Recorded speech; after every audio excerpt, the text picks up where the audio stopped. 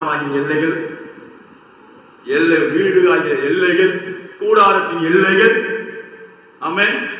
என்னென்ன எல்லையில பவுண்டரி லெவல்ல பவுண்டரி அப்படியே வட்டத்துக்குள்ளேயே ஓடிக்கிட்டு இருக்கிறேன்னு சொல்லிட்டு இருக்கீங்களா?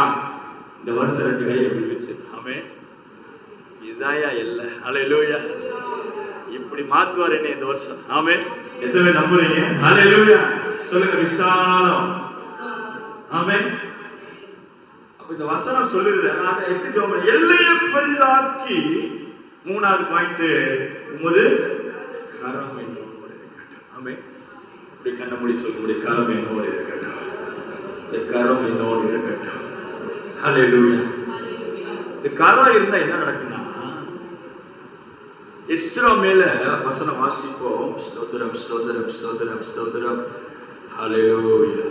எஸ்ரா 7:6 சீக்கிரம் வாசிங்க, சீக்கிரம் முடிக்க போறேன். 7:6 எஸ்ரா புஸ்தகம் 7:6. சில பேருக்கு எஸ்தர் தேவைங்க. 7:6 7:6 இந்த எஸ்ரா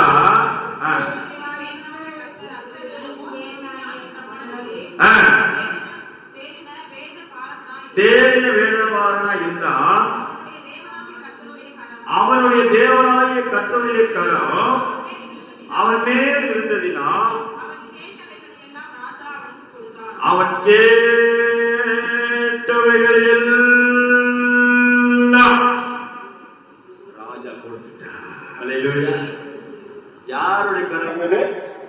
தேவனுடைய கரம் மேல இருந்தா நீங்க வாயை விட்டு கேட்டு ஜெபிக்கிற சுகங்கள் எல்லாம் நடக்கும். ஆமென். பக்கத்துல கை கொடுத்து கர்த்தரை கரம் மேல இருந்தா நீங்க ஜெபிக்கிற ஜெபத்துக்கள் எல்லாம் பதில் உண்டு. ஆமென். ஹல்லேலூயா. இந்த கரத்தை அவன் கேட்கிறான். அவனுக்கு நல்லாவே தெரியும் யாபேஸ்க்கு, எங்க அம்மா என் தலையில என்ன எழுதி வச்சிருக்கு, எங்க அம்மா என்ன என் தலையில எழுதி வச்சிருக்கு, துக்கம்னு எழுதி வச்சிருக்கு. இந்த துக்கத்தை உடைக்கிறது கரம் என் மேல இருக்கு. ஹல்லேலூயா. ஹல்லேலூயா. சொல்லுங்க.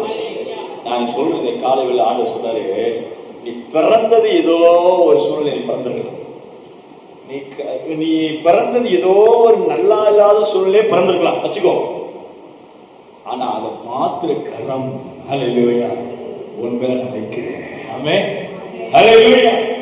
அந்த எஸ்ரா மேல இருந்த கரம், தேவனுடைய கரம் அவன் மேல இருந்தனால ராஜா, உலக கவர்மெண்ட், ராஜா என்ன அர்த்தம்?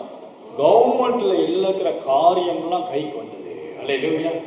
இன்னைக்கு கவர்மெண்ட்ல ஏதாவது காரியம்